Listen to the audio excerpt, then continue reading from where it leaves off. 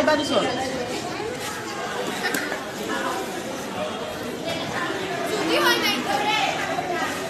সমস্যা নাই, আই বাড়ি চল।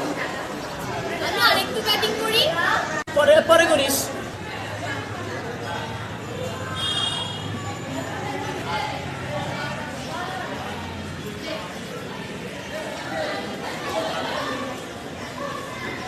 বাড়িতে কি হয়েছে আব্বা? আরে তোর জন্যই পাত্রপক্ষ হয়েছে, তোর বিয়ে দিব। আমি বিয়ে বলবো না, আমি আরো করবো। তুই করিস না। তাই জন্য 18ই হয়নি মোকলেস মিয়া। ওই নাই তো হইব। কবে হইব চাচা?